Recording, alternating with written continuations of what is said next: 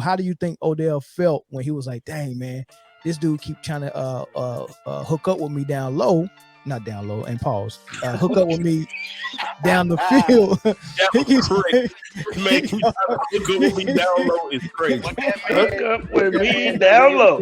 Okay. Okay. Wait. I think he was thinking, at least he's trying to hit me, and every time he goes to me, it turns into a. Okay, I get what you're saying. Everything you said now, I don't like it. All right. Okay. He's trying to throw me footballs down the field, and he forcing it. I gotta come through for him. Like, is that's stuff? You know what? Just answer the questions, though. Just answer the question. Let's talk about Matthew Stafford. Man, what is the guy I have been telling everybody that he is, but nobody want to believe it because he plays for the Lions. Speak on it then. I mean, rock yesterday, boy. It ain't like he did a whole lot. Well, hold on. Listen, go ahead. Go ahead. Yeah, he did enough. He did enough. He didn't make huge mistakes. I give you that. He was efficient. Had over 200 yards, 2 touchdowns. He threw for 2, ran for 1. No turnovers. What does he need to do? 450, 5 touchdowns, a perfect passer rating. Hey, you could tell what he had to do. You could tell he wanted that win, man. Where he getting them wheels from? That man was scrambling. Exactly what you just said, LaCour. You said what? Jay? Only certain guys can do that. Oh my God! 400 plus 5 TDs. Hey, this is what everybody was talking about, man. What kind of Achilles tear did Cam Akers had? Man, listen, that's what I'm so. Man, listen. They said the surgeon said that his Achilles looked like the end of the end of a rubber band or something. Like it was just in shreds. Like, what did he say? Said the surgeon said putting his Achilles back together was like putting 2 ends of a mop together. Yeah, like putting 2 ends of a mop together. Man, ain't no way. That dude had a little bit of tear in his Achilles. Like, you're not finna tell me that, because that dude is that day. That type of Achilles. They have put on the screen because they was talking about it. They was like, Cam Akers tore his Achilles, blah blah blah, made his season debut 173 days after tearing his Achilles. It took Klay Thompson a year and a half for the same. He doesn't injury. contact sport. And say it again, bro. Listen, and then Cam Akers got that ball and was running through holes like black people through Kardashian. He sent Buda Baker to the hospital. Whoa. Listen, I'm not gonna say that the man on PEDs. But what I will say.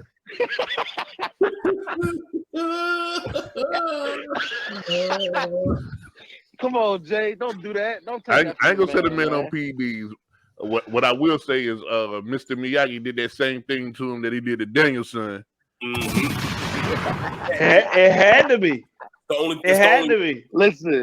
Listen, I know sports medicine is a wonderful and incredible thing, but I even made a post on my Facebook. I was like, his sports medicine got to have some magic in it because ain't no way, boy. Ain't no fucking way. Yeah, I think I'm gonna just chalk it up to it was a small tear that they over, it probably I gave it the comparison to when KD first got hurt. When KD first got hurt, and it was like maybe it's a calf, and everybody was like, nah, that's his Achilles, and he rehabbed for like 3 weeks, 4 weeks. I think KD at that point had a small tear that a doc told him that he can play on, and then he had a complete tear when he came back for that game against Toronto. I think Cam Akers had a small tear that he could have played partial on. Tear. Yeah, but it was like, nah, let's just go ahead and get you in surgery, and just that's the only thing I can think of. Clean that up, and then you'll be ready if y'all make it to the playoffs. Right. And he never said which 2 ends of the mop. It was the stick, 2 different sticks. Yeah. That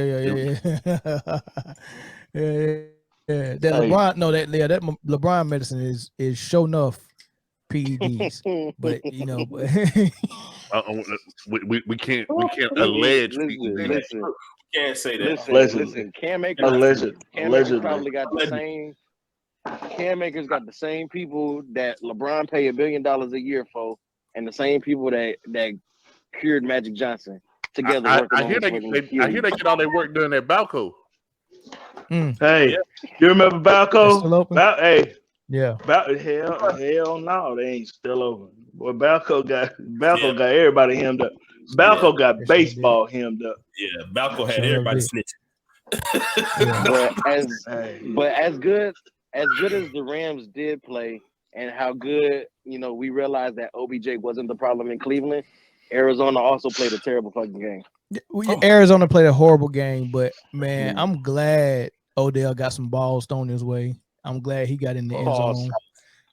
I mean, we can pause or we can play either. I mean, he did get balls thrown his way. I mean, so pause. I mean, what that man does with his free time is none of my business. Right. That's play. That's play for sure. But it's crazy. It's crazy because even the commentators was like, I guess Odell wasn't the problem. Like, I mean, but who thought he was? Who thought he was the problem though? As a receiver, you can't catch any balls not thrown to you. Facts. So he getting him getting 4 targets a unless game. he get tipped, and you just happen to be a immaculate receiver. Hey, yeah. I mean, you can clearly see that Odell is not an issue. Odell say he bigger, stronger, and faster than ever, and I believe him. He darker too. I don't know when that happened. The man. How do you not want to use that if you Baker Mayfield? Because maybe it's just the fact that he don't got the ability to do it.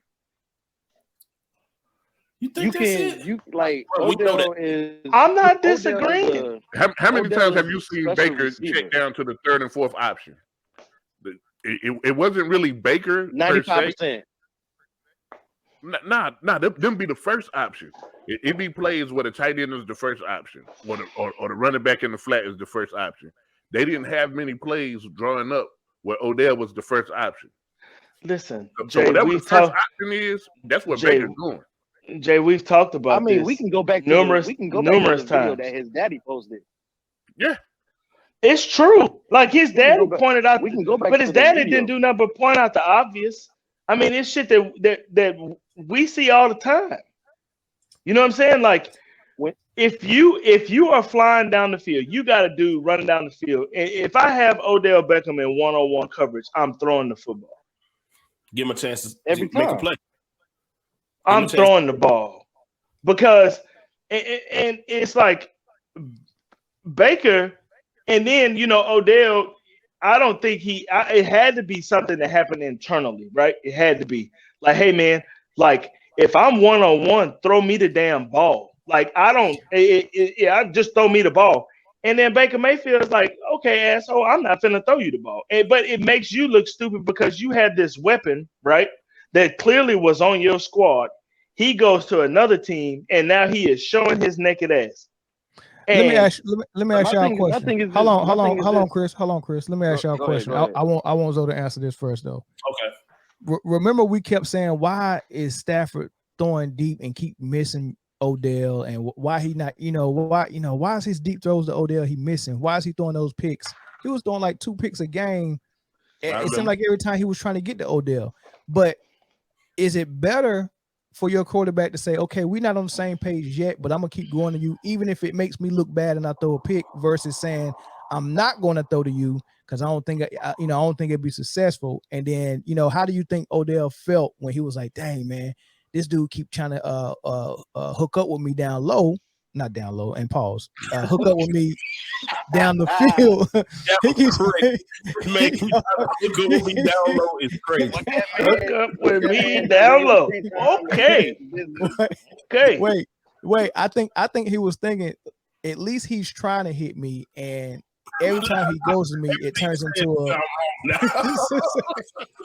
Okay, I get what you're saying. Everything you said now, I don't like it. All right. Okay. He's trying to throw me footballs down the field, and he forcing it. I gotta come through for him. Like that's this stuff. You know what? Just answer the question, so just answer the question. I know what you're saying. You messed that one all up. Hey, Mel, once you went down that rabbit hole, that was it. And then it took me 5 minutes to get it out. Look, it took me 5 minutes to get it out, man. And I could, you know what? Go ahead, it definitely means more to a receiver if a quarterback is really saying, okay, we don't have the chemistry yet, clearly, because they didn't have it. He was throwing picks every time he tried to, connect with Odell for, deep passes every single time. But when you continuously got a talent like that at wide receiver and a talent like that at quarterback, they're going to get on the same page. It takes those reps. He came in the middle of the season. He showed up mid-season, yeah.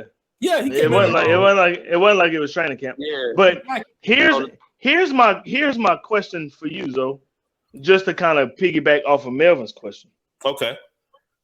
Was it that all of a sudden they started hitting the pass, right? Or was it just that Arizona made it that simple? Because it wasn't like he was covered. Odell was wide ass open. Yeah, man. Yeah. You might have a point there because Arizona, I don't know what it was. I don't know what they was doing. The opposite of how they looked for the majority of the season. Like Kyler Murray. That's how they looked at the end of the season. The whole end of the season, bro. They lost like 3 of their last 4. Yeah. Did anybody? Defense we thought was all world the first 3 weeks. As soon as JJ Watt went down, it changed, and then Kyler Murray went down, and and then the whole team changed, and then Hopkins went down. I thought Hopkins was going to play last game. Did y'all see Hopkins? I did too. He was not on the sideline. Well, he was on the sideline in a hoodie. Street clothes. They said the commentators that said that D-Hop had an MCL tear. And they kind of lied about it. They told us it was what, a hamstring? I forgot. Listen, they don't never. They